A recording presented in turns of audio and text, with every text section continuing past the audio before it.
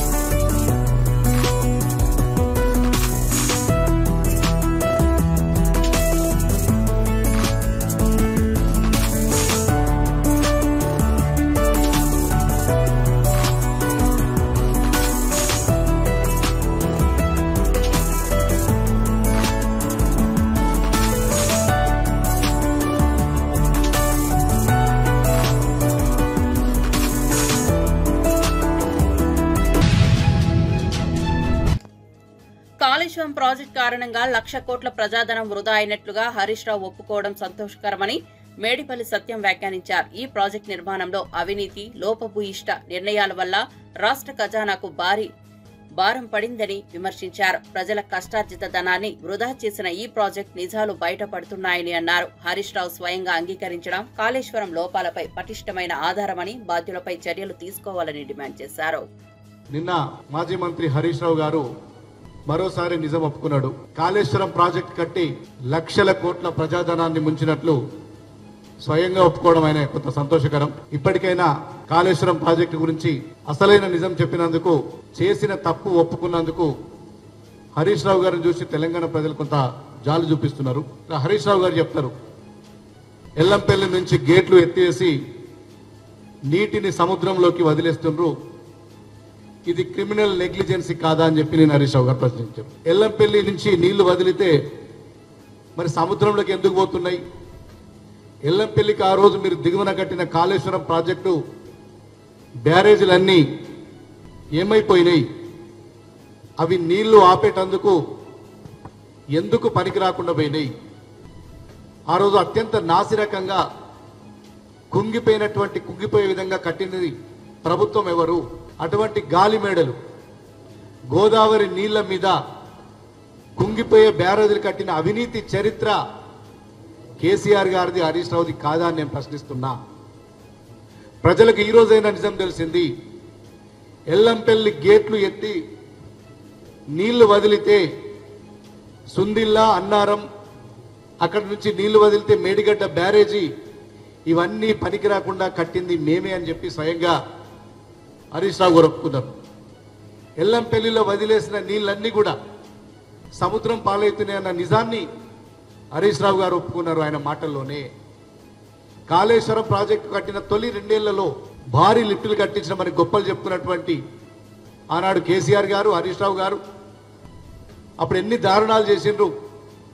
పంపుల పేరు మీద, లిఫ్టింగ్ల పేరు మీద మీరు ఎంత దుర్మార్గానికి పాల్పడ్డారు, ఎంత దారుణాలకు పాల్పడ్డారు, యావత్ తెలంగాణ ప్రజలు ఇప్పటికి కూడా మర్చిపోలేరు.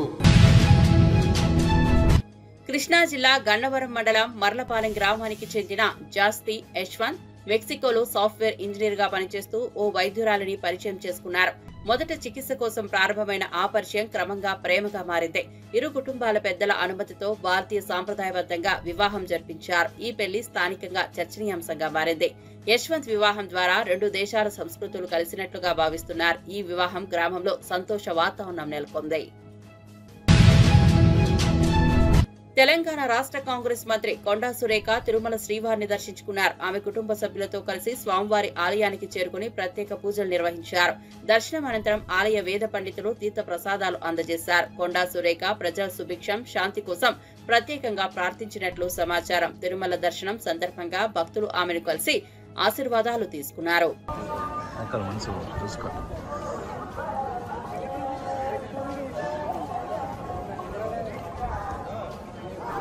కూర్చోండి.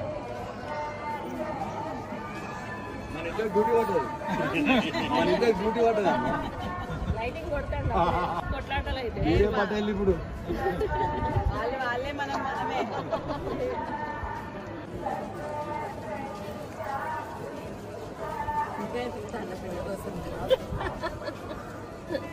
పాపలా ఎట్లుంది పాప సూపర్ ఉందంట పాప పాప ఎట్లుంది సూపర్ ఉందంట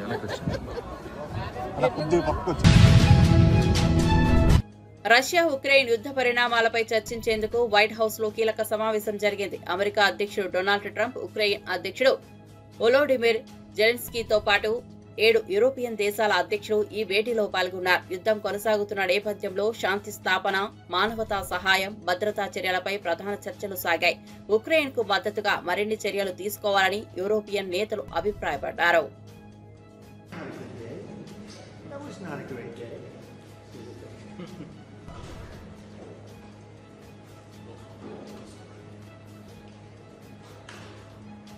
Is everything okay?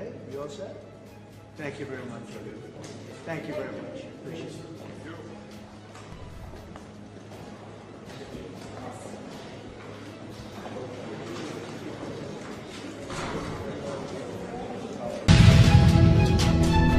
Russia Ukraine యుద్ధం విషయంలో సమగ్రమైన శాంతిని సాధించాలన్నా, న్యాయం జరగాలన్నా అది సమిష్టిగా జరగాలని ఇటలీ ప్రధాని జార్జియా మెలోని అన్నారు. ఒంటరి ప్రయత్నాలలో కాకుండా ప్రపంచ దేశాల సమన్వయంతోనే స్థిరమైన శాంతి సాధ్యమని స్పష్టం చేశారు. యుద్ధ ప్రభావాలు ప్రపంచ ఆర్థిక వ్యవస్థను దెబ్బతీస్తున్నాయని, ఈ క్రమంలో అంతర్జాతీయ సహకారం అత్యంత అవసరమని ఆమె పేర్కొన్నారు. I think it is an important day, a new phase. After 3 years and a half that we didn't see any kind of sign from the Russian side that there was a willing for dialogue. So something is changing, something has changed thanks to you. Thanks also to the stalling in the battlefield, which was achieved with the bravery of Ukrainians and with the unity that we all provided to Ukraine.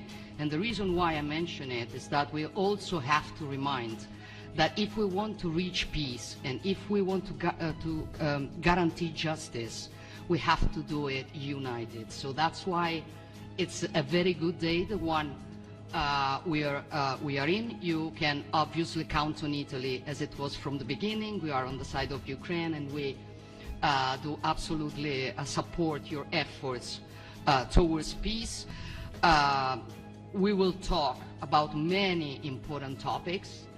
The first one is security guarantees, how to be sure that it won't happen again, which is the precondition of every kind of peace.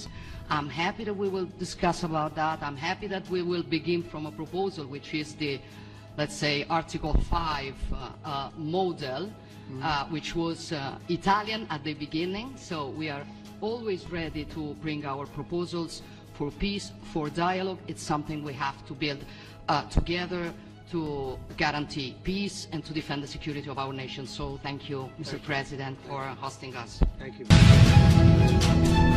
Visakhapatnam beach road లో సరికొత్త ఆకర్షణగా UH-3H Haley museum ప్రారంభమైంది.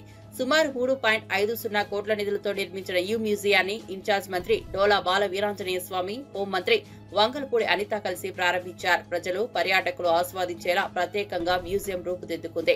ఈ museum ద్వారా సైనిక విభాగంలో వాడిన UH-3H helicopter చరిత్రను, దాని ప్రాముఖ్యతను సందర్శకులు తెలుసుకోగలరు. స్థానికులు, పర్యాటకులు విశాఖలో కొత్తగా చేరిన ఈ ఆకర్షణపై ఆనందం వ్యక్తం చేస్తున్నారు.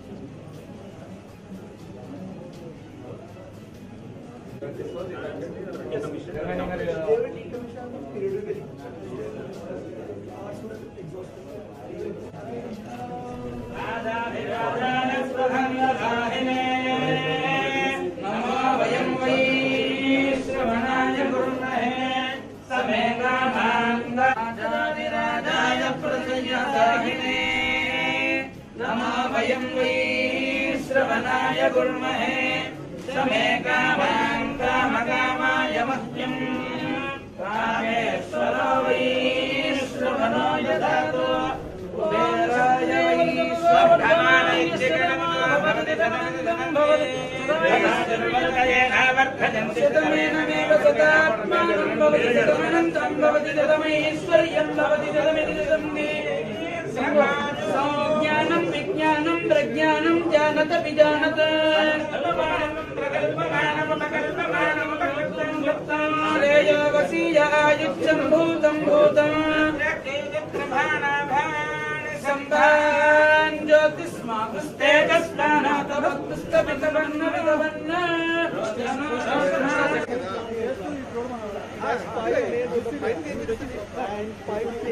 ఇంకా తెలియాలి కదా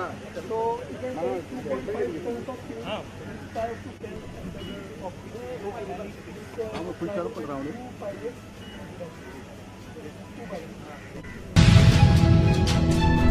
ఆమదాల వలస నియోజకవర్గ కేజీబీవీ ప్రిన్సిపల్ సౌమ్యపై జరిగిన లైంగిక వేధింపుల ఆరోపణలు తీవ్ర చర్చనీయాంశమయ్యాయి. ప్రస్తుత ఎమ్మెల్యే కూన రవికుమార్ తనను పదే పదే రాత్రివేళ ఇంటికి పిలిపించుకుని వేధించేవారని, వీడియో కాల్స్ తో మానసిక శారీరకంగా ఇబ్బందులకు గురి చేశారని ఆమె వాపోయారు. తన మాట వినకపోతే అనుచరుల ద్వారా బెదిరింపులు వచ్చాయని, చివరకు తనను 150 కిలోమీటర్ల దూరంలోని కంచిలి కేజీబీపీకి బదిలీ చేయించినట్లు తెలిపారు. ఈ ఘటనపై వైఎస్ఆర్సీపీ నేత చింతాడ రవికుమార్ తీవ్రంగా స్పందిస్తూ ఒంటరి మహిళా ఉపాధ్యాయురాలుగా వేధించడం దారుణమన్నారు. పార్టీ దళిత విభాగం పూర్తిగా బాధితురాలికి అండగా ఉంటుందని స్పష్టం చేశారు. రాత్రి 10-10:30 వరకు నుంచి రివ్యూలా, రాత్రి మీద కాల్ చేసి వీడియో కాల్ చేస్తే రివ్యూనా? వీడియో కాల్ చేయాలా? రివ్యూ చేయాలంటే మామూలు కాల్ చేయొచ్చు కదా, గ్రూప్ కాల్ చేయొచ్చు కదా, వాయిస్ కాల్ చేయొచ్చు కదా. వీడియో కాల్ చేయడం ఏంటి? మీకు ఏం అవసరం వచ్చింది రాత్రి మీద వీడియో కాల్ చేసి? ఆ ఫోటోలు చూడండి. వాళ్ళు నైటీలతో ఉంటే వాళ్ళని వీడియో కాల్ పెట్టేసి ఈయన ఒక పక్క వాళ్ళు ఒక పక్క, వాళ్ళ కింద ఉన్న వాళ్ళంట వీడియో కాలే సార్ చేయమన్నారని చెప్పడం అంట. ఎందుకోసం అది ఆవిడ తప్పు చేస్తుంటే అధికారులు అడగాలి. ఎమ్మెల్యేకి ఏం సంబంధం? కలెక్టర్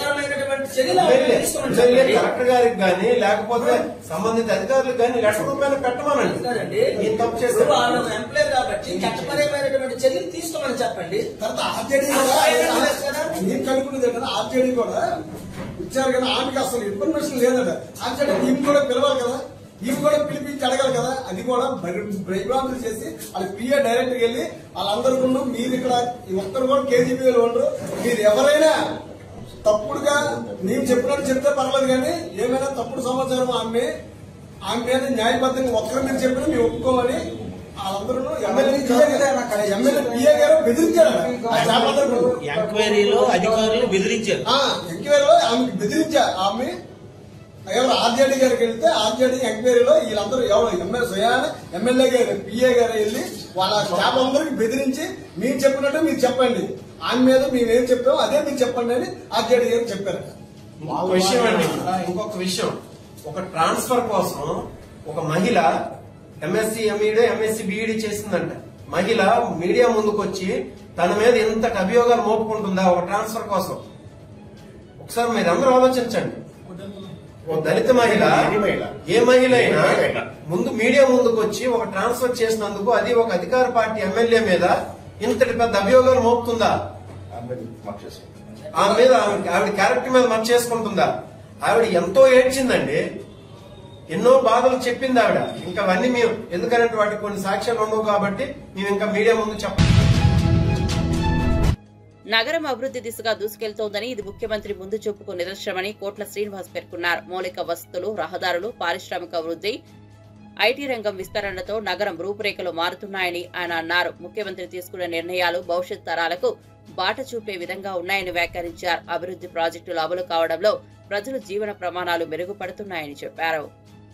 సమీక్షా సమావేశాలు జరిపి ఈ రోజు హైదరాబాద్ నగరాన్ని ఏ విధంగా తీర్చిదిద్దాలని ఆలోచనతోని దూరదృష్టితో ముందుకోతున్న గౌరవ ముఖ్యమంత్రి గారిని ఒక పనికిమాలిన ఎమ్మెల్సీ ఈ రోజు ఆయనను విమర్శించడము సిగ్గుచేటని సందర్భంగా మనం చేస్తా ఉన్నాం. గతంలో టిఆర్ఎస్ ప్రభుత్వం ఉన్నప్పుడు, కేంద్రంలో భారతీయ జనతా పార్టీ ప్రభుత్వం ఉన్నప్పుడు, హైదరాబాద్ నగరానికి వరదలు వచ్చినప్పుడు బండికి బండి, అదే విధంగా ప్రతి కుటుంబానికి 10,000 రూపాయలు ఇస్తాని మోసం చేసిన గత ప్రభుత్వం ఎందుకు ఈరోజు విమర్శలు చేస్తా ఉన్నారని నేను అడగదలుచుకున్నా. గతంలో కేంద్రంలోని నాయకులు గాని, రాష్ట్రంలో నాయకులు గాని బండి పోతే బండి, మనిషి పోతే మనిషి పోతే మనిషి, అదే విధంగా ప్రతి కుటుంబానికి 10,000 రూపాయలు ఇస్తానని చెప్పి మోసం చేసిన సంగతి మీకు తెలియదని సందర్భంగా మనం చేస్తాం. ఇలా గౌరవ ముఖ్యమంత్రి గారి మేధోమయంలో పుట్టిన ఒక మానస పుత్రిక ఒక ఫ్యూచర్ సిటీ నిర్మించాలని, ఆ ఫ్యూచర్ సిటీ ద్వారా ఈ నిరుద్యోగ సమస్య తీరిపోతుందని లక్షలాది మంది, వేల మంది కూడా ఈ రోజు నిరుద్యోగులందరూ కూడా ఇలా ఎదురు చూస్తారు. ఫ్యూచర్ సిటీ నిర్మాణం ఎప్పుడు జరుగుతుంది, గౌరవ ముఖ్యమంత్రి గారి చేతుల మీద ఉద్యోగ పత్రాలు అందుకోవాలని ఎదురు చూస్తా ఉంటే, ఇలా దాసోల్ శ్రవణ్ అనే ఒక పలికిమాలిన ఎమ్మెల్సీ ఇలా ముఖ్యమంత్రి స్థాయి కాని వ్యక్తి దాసోల్ శ్రవణ్, నువ్వు మా ముఖ్యమంత్రిని విమర్శించే స్థాయి నీకు ఎక్కడి నుంచి వచ్చిందని సందర్భంగా అడుగుతారు. రాజకీయము నీకు భిక్ష పెట్టింది కాంగ్రెస్ పార్టీ కాదా? మొక్క నుంచి నువ్వు ఓనమాలు నేర్చుకొని ఈ రోజు టిఆర్ఎస్ లో పోయి ఇలా ముఖ్యమంత్రిని విమర్శించే స్థాయి అని దాని సందర్భంగా అడగదలుచుకున్నా. ఏనాడైనా నువ్వు హైదరాబాద్ నగరంలో తిరిగినవా? ప్రజా సమస్యల మీద నీకు ఏమైనా అవగాహన ఉందా? ప్రజా సమస్యల గురించి ఏనాడైనా ఆలోచించినవా? నువ్వు లేక ఏదో ముఖ్యమంత్రిని విమర్శిస్తే నేను పెద్ద నాయకుడిని అయిపోతా అని అనుకోవడం. హైదరాబాద్ నగరంలో శాంతి భద్రతలు లేవని, రోజు రోజుకు నేరాలు పెరుగుతున్నాయని బీఆర్ఎస్ ఎమ్మెల్యే మాధవరం కృష్ణారావు తీవ్ర ఆందోళన వ్యక్తం చేశారు. కూకట్పల్లిలో హత్యకు గురై చిన్నారి కుటుంబాన్ని పరామర్శించిన ఆయన పోలీసులు తక్షణమే కఠిన చర్యలు తీసుకోవాలని డిమాండ్ చేశారు. నగరం మధ్యలోనే హత్యలు, మియాపూర్లో పట్టపగలు దొంగతనాలు, కేపీహెచ్పీలో కత్తులు పట్టుకుని దాడులు జరుగుతుంటే పోలీసులు ఎక్కడ ఉన్నారని ప్రశ్నించారు. డ్రగ్స్, గంజాయి బతులు దూగుతున్న యువతపై భయం కలిగించే చర్యలు తీసుకోవాలని సూచించారు. గత 10 సంవత్సరాల క్రైమ్ రేట్, ప్రస్తుత కాంగ్రెస్ పాలనలో క్రైమ్ రేట్స్ పోల్చి ప్రజలకు నిజాలు తెలియజేయాలన్నారు. మొన్న హౌసింగ్ బోర్డులో తల్వార్లు పట్టుకొని, కత్తులు పట్టుకొని ఇంటి మీద దాడి చేస్తే కూడా పట్టించుకునే పాపాన లేదు. నేను మార్నింగ్ హౌసింగ్ బోర్డు ఇన్స్పెక్టర్ చెప్పాను, తల్వార్లు పట్టుకొని తిరుగుతూ ఉన్నారు, 5 మంది వచ్చి దాడి చేసి వారు ఇంటికి వచ్చారని చెప్పి మార్నింగ్ ఇలా ఫోన్ చేశాను. ఇవాళ చూసి ఒక తల్లి ఆవేదన చూస్తూ ఉంటుంటే నిజంగా మా అందరు కూడా బిడ్డలు ఉన్నారు, మనమరాలు ఉన్నారు. ఎవరు వాళ్ళకు శత్రుత్వం లేదన్నప్పుడు కూడా అంతా ఘోరాది ఘోరంగా చంపడం అనేది, అది కూడా 4 మెట్లెక్కి ఆడపిల్లలను చంపడం అనేది దురదృష్టకర విషయం, బాధాకర విషయం. పోలీస్ అధికారులు దీని మీద సీరియస్ తీసుకోవాలి. ఇప్పటికే హైదరాబాద్ నగరంలో ఉన్న జరుగుతున్నటువంటి దొంగతనాలు కానీ, దోపిడీలు కానీ, మటర్లు కానీ విపరీతంగా పెరిగిపోతూ ఉన్నాయి. దీన్ని తగ్గించమని కోరుతా ఉన్నాం.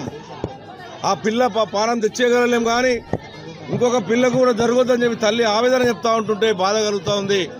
పోలీసు అధికారులు ఆలోచన చేసుకోవాలి. ఇప్పటికైనా law and order, Hyderabad law and ఆర్డర్ని సక్రమంగా పరిస్థితి చేసుకోండి. డీసీపీ గారు, మీరు రోజు టెలికాన్ఫరెన్స్ కాదు, పట్ట పగల ఈరోజు ఒక గంజాయి తాగుకుంటా, గుట్కా తాగుకుంటా డ్రగ్స్ ఎరుగుతూ ఉంది. పిల్లలలో చాలా ఇబ్బంది పడుతున్నారు. పిల్లలు ఏం చేస్తారో అర్థమవుతలేదు. దీని మీద సీరియస్ యాక్షన్ తీసుకోవాలి ప్రభుత్వం. ఈ ప్రభుత్వం వచ్చిన తర్వాత ఎన్ని మటర్లు అవుతా ఉన్నాయో, ఎన్ని మానభంగాలు అవుతా ఉన్నాయో, ఎన్ని దొంగతనాలు అవుతా ఉన్నాయో, ఏ రకంగా జరుగుతూ ఉన్నది ఇలా ప్రజలు గమనిస్తూ ఉన్నారు. గతంలో కేసీఆర్ ప్రభుత్వం ఉన్నప్పుడు ఒక్క ఘటన కనీసం హైదరాబాద్ లా అండ్ ఆర్డర్ ఏ రకంగా కాపాడాం. మరి ఇప్పుడు ఎందుకు జరుగుతూ ఉంది? అదే పోలీసు వాళ్ళు ఉన్నారు, అదే అందరున్నారు, మరి ఎందుకు జరుగుతూ ఉంది ఒకసారి ఆలోచన చేసుకోవాలి పోలీసు అధికారులు. నిండు పిల్ల, ఆడపిల్ల చంపేయడం, గొంతు కోసేసి 6వ క్లాసు చదువుతున్న పిల్లని ఈ రోజున చంపడం అనేది బాధాకర విషయం. ఎట్టి పరిస్థితుల్లో మీరు వాళ్ళని పట్టాలి, ఎక్కడున్నా శిక్షించాలి, కఠినమైన శిక్ష, మామూలు శిక్ష ఉండదు వాళ్ళ మీద. మీరు ఏదో సెక్షన్లు పెట్టి 2 నెలలు వాళ్ళ మంచిగా జైల్లో పెట్టి అన్నం పెట్టి మళ్ళీ వదిలితే ఏ రకంగా ఉంటాయి? ఈ పిల్లకి ఏ రకంగా భయంకరంగా పరిస్థితి చేశారు, ఆ రకంగా మీరు కూడా చేయాలని డిమాండ్ చేస్తూ ఉన్నాను. తొందరలో ఆ పిల్లకి న్యాయం చేయ విధంగా చర్య చేయాలి. లేకపోతే మేమందరం కూడా దీని మీద పెద్ద ఎత్తున ఉద్యమం చేస్తామని తెలియజేస్తా ఉన్నాం.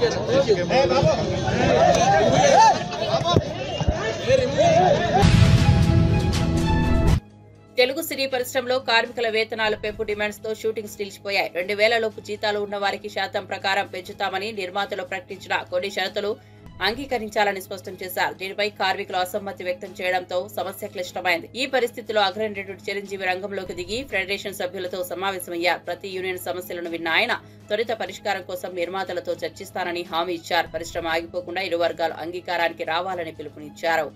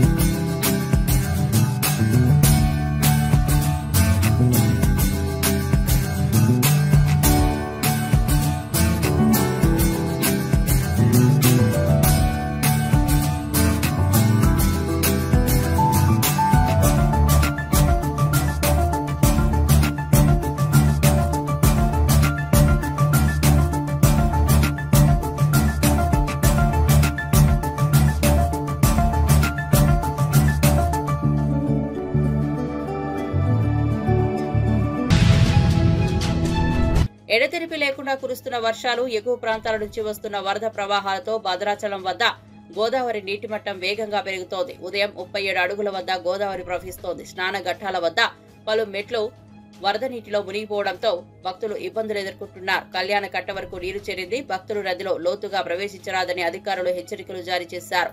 పర్ణశాల వద్ద నాగచెరల ప్రాంతం సీతమ్మ విగ్రహం వరద నీటిలో మునిగాయి. గోదావరి పెరుగుతున్న నీటి మట్టంతో భద్రాచల ప్రాంతంలో అప్రమత్తత వాతావరణం నెలకొంది. అధికారులు నిరంతరం నీటి స్థాయిని పర్యవేక్షిస్తున్నారు.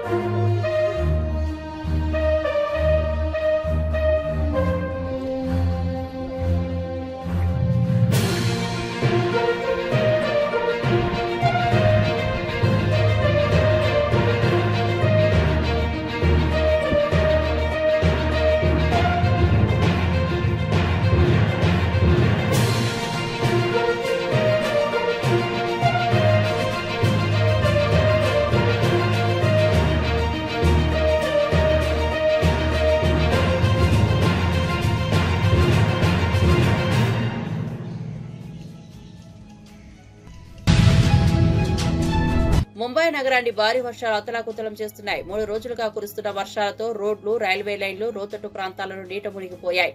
వాహనాల రాకపోకలకు తీవ్ర అంతరాయం ఏర్పడింది. విమానయాన సంస్థలు ప్రయాణికులకు జాగ్రత్తలు పాటించాలని సూచిస్తూ అడ్వైజరీ జారీ చేశాయి.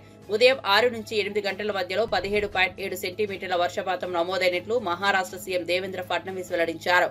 నగరంలో వరద ప్రభావం పెరుగుతున్నందున ప్రజలు అత్యవసర అవసరాలు తప్ప బయటకు రాకూడదని అధికారులు హెచ్చరికలు జారీ చేశారు. రక్షణ బృందాలు లోతట్టు ప్రాంతాల్లో సహాయక చర్యలు చేపడుతున్నాయి.